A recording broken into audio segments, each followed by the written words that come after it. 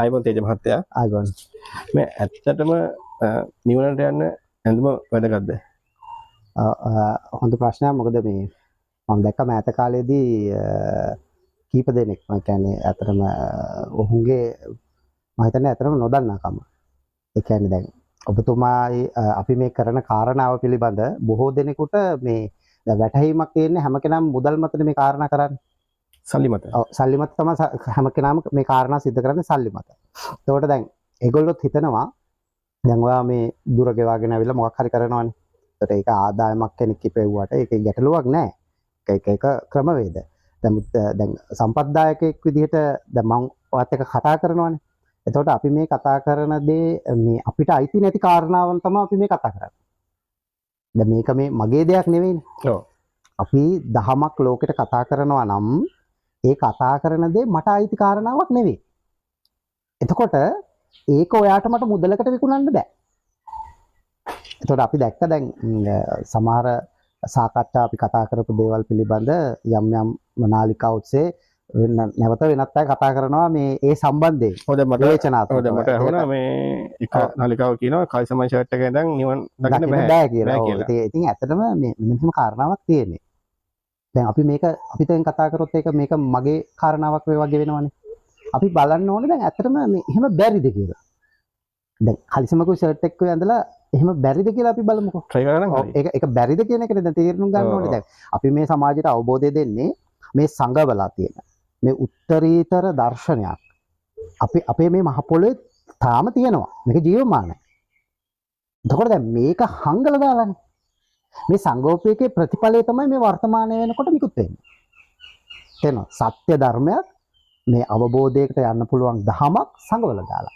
සංගවිච්ච අවස්ථා සහ සංගෝප අවස්ථා බොහෝයි. කවුද මේ හංගන්නේ? ඔව් ඒක පැහැදිලි කරගමු අපි මෙන්න මේ විදිහට. දැන් පළවෙනියට මම ඔයාලට කියන්න මේ කාරණාව දැන්.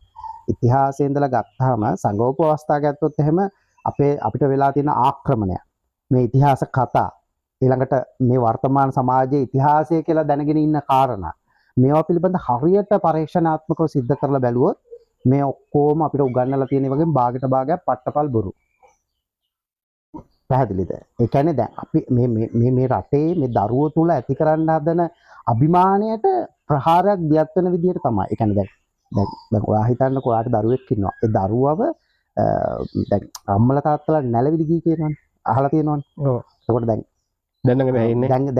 දැන් ගොඩක් වෙලාවට වර්තමාන වෙනකොට නැලවිලි ගී කියන්නේ ඔන්න බබෝ බිලියනවා අඬන ළමයි අල්ලනවා කියලානේ. ඔව්. එතකොට දැන් කොල්ල බය වෙනවා බය කරලම තමයි දාන්නේ පොඩි කාලේ. පොඩි කාලේ ඉඳලම බය කරනවා. නමුත් දැන් අපි උදාහරණයක් ගමුකෝ මේ දැන් මෙහෙම ඉස්සර කියවනේ. අර ඇතෙක් එනවා ගලින් ගලට පැනගෙන බබා දැකලා දුවනවා කියනවනේ. බබුට බය දුවන්නේ කියලා කියනවනේ. නේ? ඔව්. මෙහෙම ගලින් ගලට ඇතෙක් පැන එනවා. හැබැයි බබා දැකලා දුවනවා කියලා වීරත්වය දෙනවා මේ දරුවන්ට. එතකොට මේ රටක ඉතිහාසය කියන්නේ ඒ කාරණා කියන්නේ ඇත්තටම මේ අනාගත පරපුර ඒ කියන්නේ අර ඒ තමන්ගේ රටේ තාම අභිමානවත් විදිහට ජීවත් වෙන්න අවශ්‍ය කරන හොඳුනාරකයක්. එතකොට ඒකට පහර වැදුනොත් ඒක විනාශ කරොත් ඉතා පහසුවෙන් රටක මිනිස්සු අරාජිත වෙනවා, වහල් වෙනවා, ඔහුන්ට යන එන්න මන් නැති වෙනවා. ඉතින් වර්තමානයේදී මේක ඔයයි මායි කතා කරන්න දෙයක් නැහැ. ඔයා ඇස් දෙකෙන් කන් දෙකෙන් මේවා අහනවා දකිනවා. නේ? එතකොට ඒක නැති කරපු ආකාරය ගැන හොයලා බැලුවත් සූක්ෂම විදිහට ඒ ප්‍රහාරයක් දියත් වෙලා තියෙනවා. දැන් මම මේ ඉතින් අපි කතා කරපු එකේදී අපි කතා කරේ දැන් මුල්ලේරියාව කියනකොට මුල්ලේරියාව මහා සටනක් ගැන වාට මතක නැහැ. හැබැයි පිස්සන්කොටම මතක් වෙනවා. පිස්සන්කොට මතක් වෙනවා. නේද? ඇයි ඒ වර්තමානයේදී අපි මුල්ලේරියාව කියන එක ජනමනසෙන් අයින් කරලා තියෙනවා. ඒකෙදී මේ කොච්චර අභිමානවත් විදිහට තමන්ගේ රට වෙනුවෙන් මිනිස්සු සටන් කරාද? ඒ ආදි වශයෙන් තියෙනවා. ඒක වර්තමාන සටන් පවා අපිට කියන්නේ. හැබැයි යුද්ධය හෝ ඒක නෙමෙයි මම මේ කතා කරන්නේ. ඒවාගේ තියෙන කරුණු. හැබැයි මේ දහම කියන කාරණාවත් ඒ විදිහට සංගවලා තියෙනවා. ඔව් දැන් ඔබතුමා නිවැරදි දහම සංගවලා තියෙනවා. ඔව් දැන් ඔබතුමාත් කලිසමයි ෂර්ට් එක ඇඳලා ඉන්නේ. ඇඳලා ඉන්නවනේ. එතකොට දැන් අපි බලමු දැන් කලිසම් ෂර්ට් නැතුව මේක කරපු අය. කලිසම් ෂර්ට් නැතුව මේක කරපු අය. එතකොට කලිසම් ෂර්ට් නැතුව කියන්නේ එතකොට ඔහුන්ට පනවලා තියෙනවා මේ මෙන්න මේ ඇඳුම ඇඳගෙන මේ වැඩේ කරන්න කියලා වගේ එකක් නේ කියන්නේ. එතකොට දැන් ආයි නැවත අපි මේ කාරණාවට අවතීර්ණ වුණොත් වර්තමාන සමාජයේදී අපිට මේ ධහම කියන එක අපිට නොලැබෙන විදිහේ විවිධ ක්‍රමවේද යොදවලා තියෙනවා. දැන් අපි බලමු ඇයි මේ කෙනෙකුට කියන්නේ මේ ඇඳුමින් මේක හොයන්න කියලා. මනින්න කියලා. ඇඳුමින්. දැන් මෙහෙම හිතන්නකෝ මම ඔබතුමාගේ යම් කාරණාවක් කියන්නම්. මේ ඇඳුමේ තියෙන වැදගත්කමක්. ඒක නැහැ කියන්න බෑ. දැන් උදාහරණයක් විදිහට ගත්තොත් එහෙම මෙතනින් දැන් අපි දෙන්න කතා කර ඉන්නවනේ. ඔය එහා පැත්තේ තියෙනවා පන්සලක්.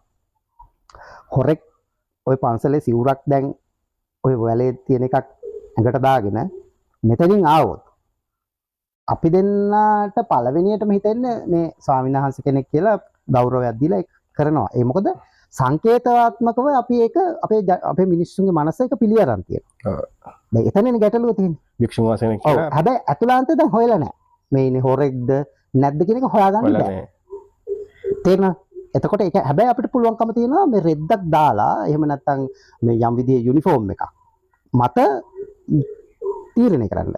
එතකොට හමුදා නිලධාරියා, පොලිස් නිලධාරියා, භික්ෂුන් වහන්සේ, ගුරුවරයා, එතකොට ડોක්ටර් කෙනෙක්, නර්ස් කෙනෙක් වෙන් කරලා හඳුනා ගන්න ඕනේ ඔයාගේ මනසින්. එතකොට ඒකට අදාළ ගුණාංග ටිකත් ඔයා යොදවනවද නැද්ද? යොදවනවා.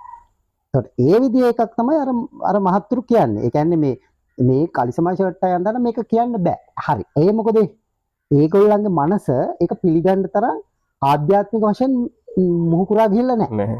අවබෝධයක් නැහැ. ඒ කියන්නේ දැන් අපි කියමු බුදුරජාණන් වහන්සේ මේක කියපු විදිහ. බුදුරජාණන් වහන්සේ කියනවා භික්ෂුව කියන එක අර්ථ දක්වලා තියෙන ආකාරය. හරිද? භික්ෂුව කියන එක අර්ථ දක්වලා තියෙන බුදුරජාණන් වහන්සේ. මේක ඉතින් ඕන කෙනෙකුට බලන්න පුළුවන්. පවපින අවබෝධයෙන් බැහැරකොට. පවත් පිනත් අවබෝධයෙන් බැහැරකොට. ආර්ය බ්‍රහ්මචර්යාවේ යෙදේ නම් ඔහුට මා භික්ඛුවයයි අමතමි. භික්ෂුවනේ භික්ඛුව. ඔව් භික්ඛුව කියන අර්ථය ඉතින් ඒක භික්ෂුව කියන කාරණාව තමයි මේ කියන්නේ. හරිද? භික්ඛුවයයි අමතමි. එතකොට දැන් මෙතනදී අර අපි වචන අල්ල ගන්න හොඳ නෑ. දැන් මෙතන පැහැදිලි කරන්නේ මොකක්ද? පවපින අවබෝධයෙන් බැහැර කරනවා. එතකොට මේ පවපින අවබෝධයෙන් බැහැර කරනවා කියන්නේ මේ සමාජය තුළ සිද්ධ කරන උදව් පදව් කරගන්න ඒවා නැති කරගන්න කෙනෙකුට කන්න. ඒක නෙවෙයි මේ කියන්නේ. පවපින කියලා අර්ථවත් කරන්නේ අපිට සාංශාරිකව අපි ගමන් කරන්න සත්‍යයක් විදියට ගමන් කරන්නට අවශ්‍ය කරන ශක්තිය හදන ක්‍රමවේදයක් තියෙනවානේ. ආන්ගේ ක්‍රමවේදයේ පවපින කියන දෙකට අයිති. පැහැදිලිද? යමෙක් පව හෝ පින හෝ සිද්ධ කරනවා නම් ඒක සත්වපුද්ගල ආත්ම දෘෂ්ටියට යටත්. එතකොට ඔහු සාංශාරිකව ගමන් කරන්න ශක්තියක් හදා ගන්නවා. මාර්ගය හදා ගන්නවා. ඔව් හදා ගන්නවා. යමෙක් මෙන්න මේ ක්‍රියාවලිය දෙස නිවැරදි සිහිය ඇතිව ඉන්නකොට මේ ක්‍රියාවලිය අල්ලන්නේ නැති තැනක ඔහුට ආර්ය අෂ්ටාංග මාර්ගය තමයි මතුවෙන්න පටන් ගන්න. එහෙම නැත්නම් අපි කියන කුසලය සම්පාදනය වෙන්න පටන් ගන්නවා. මේ කුසලය සම්පාදනය වෙන කෙනා මෙන්න මේ ක්‍රියාවලිය යෙදෙන කෙනාට භික්ෂුව කියලා අමතනවා. දැන් මේ ක්‍රියාවලිය කරන්න ඕන කෙනෙක්. එතකොට දැන් ඒක බුදුරජාණන් වහන්සේ එහෙමනේ පෙන්නන්නේ. එතකොට අපි තව තැනකින් බලමුකෝ. තව තැනක මේ අපිට ගන්න පුළුවන් දැන් අපි කතා කරන බුදුරජාණන් වහන්සේ කියනවා මගේ ශාසනයේ සිව්වණක් පිරිසක් ඉන්නවා. සිව්වණක් පිරිසක්. භික්ෂු භික්ෂුණී උපාසක උපාසිකා. පැහැදිලිද?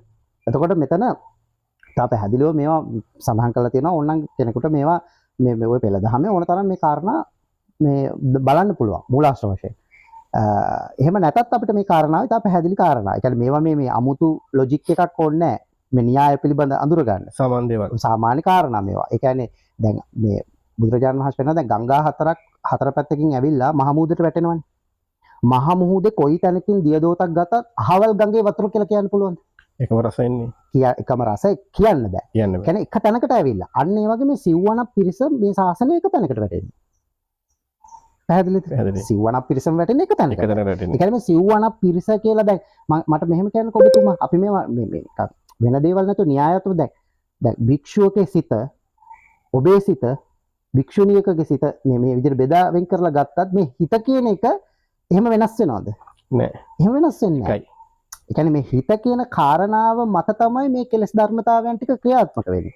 එතකොට එයා කොතනද ඉන්නේ කියන කාරණාව අනුව ඒකේ ඒ කියන්නේ අර පරිසර තත්ත්වය අනුව ඒක අඩු වැඩි වීම තියෙනවා. ඔව් දැන් මම ඔබතුමාගේ මෙහෙම ප්‍රශ්නයක් අහන්නම්කෝ. දැන් මේගොල්ලෝ කියන තර්කවලට තමයි අපි මේ පිළිතුරු දෙන්න ඕනේ. මොකද මේක දහමට කරන අභියෝගයක් නේ.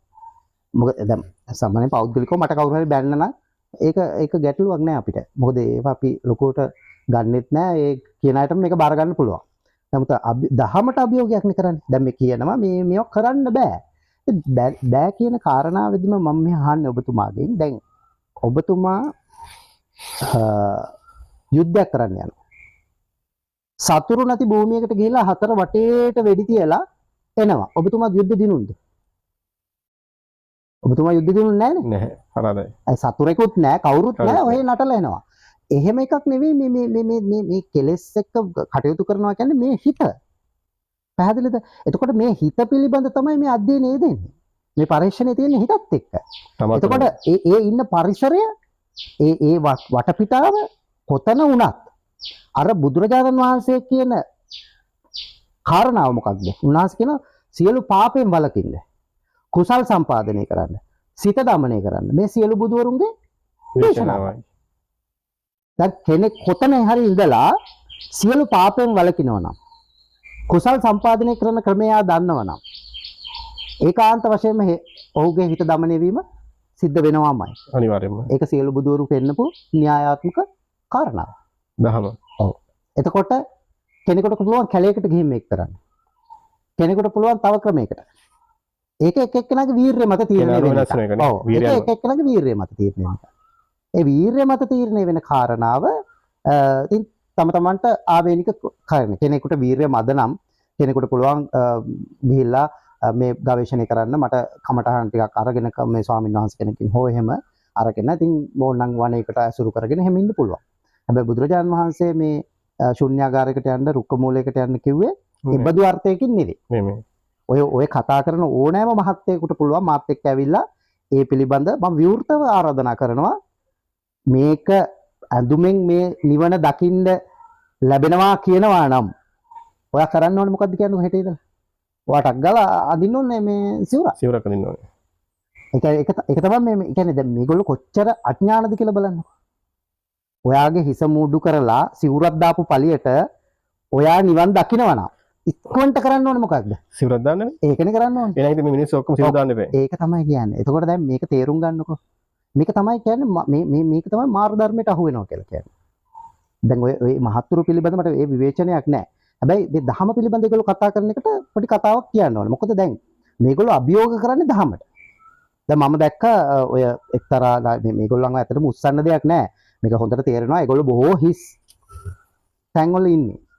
ඔවුන්ට ඇත්තටම පිළිතුරු දීම තේරුමක් නැහැ. පළක් නැති කාරණාවක්. ඊටාම අඥාන මට්ටමේ දැන් එහෙම හිතන්නකෝ.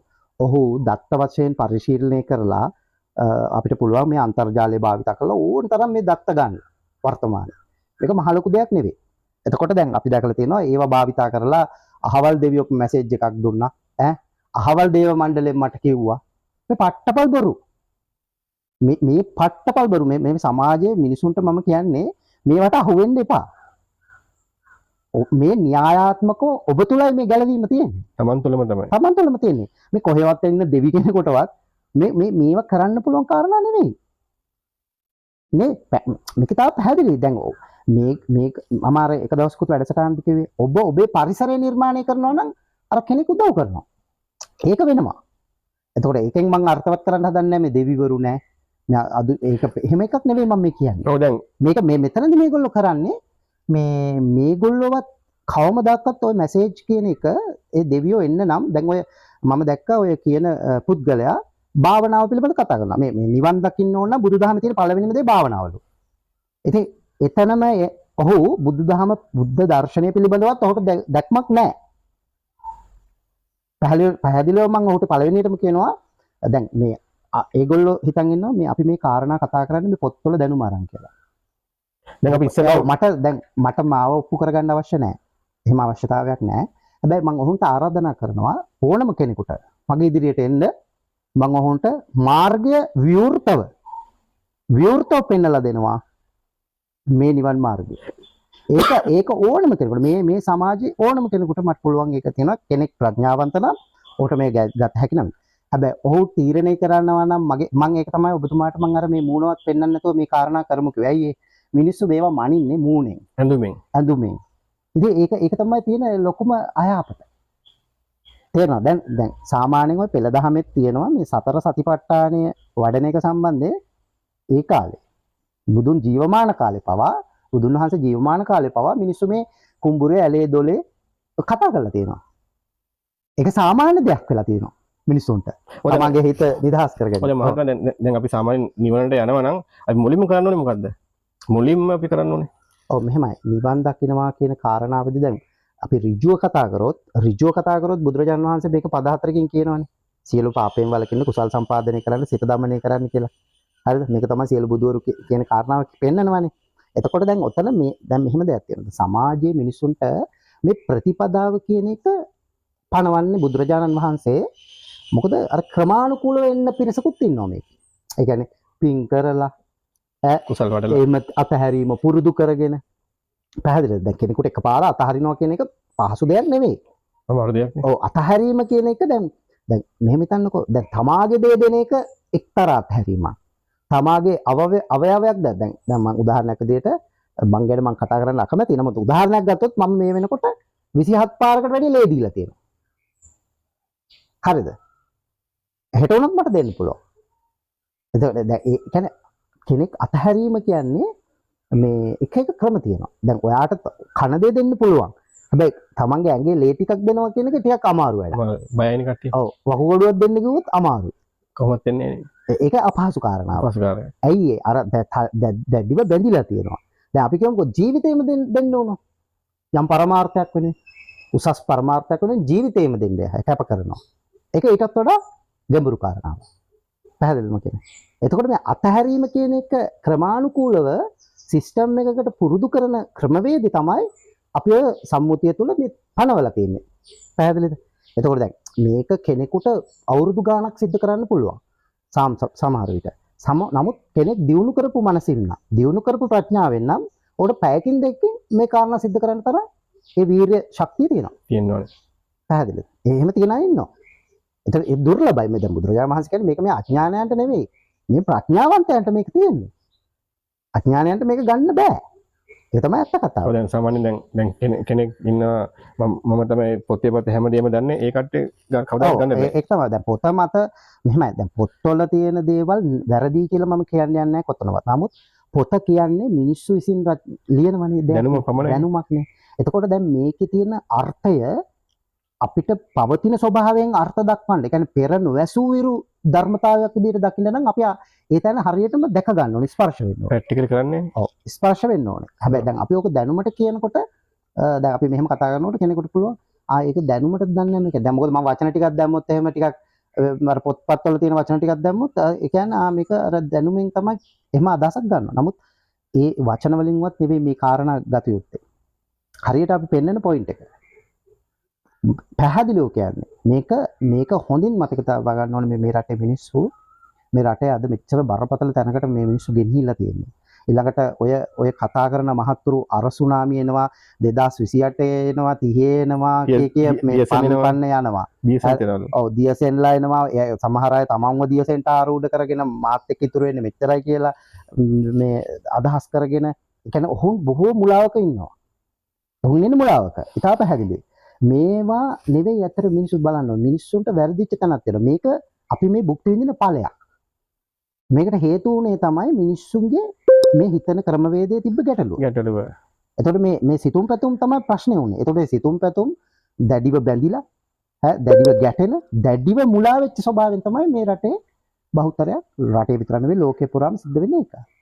එතකොට අපි ආන්ගෙතෙන්ට උත්තරේ වෙනස් කරොත් පැහැදිලිද? දැන් ඔය කියන අයම මම දැක්ක දැන් මෛත්‍රී භාවනාව කරලා වැඩක් නැහැ කියන තැනට ආවා. ඔව් දැන් එක්තරා කාලෙකදී එහෙම කරන්න කියලා දැන් කියන ඕනේ කියලා. ඕනේ නැහැ කියලා. ඊට පස්සේ දැන් අල්ලනවා මොකද මේගොල්ලෝගේ දැන් අපි මේ මූලාශ්‍ර බැලුවොත් මේගොල්ලෝ මේ ඔය මැවුම් වාදය, දේවවාද සංකල්ප තුල මේ දැනුමත් එක්ක හිර වෙලා ඉඳපු අය. ඔව් දැන් ඔව් දැන් උන්ට ඒකෙන් ඒක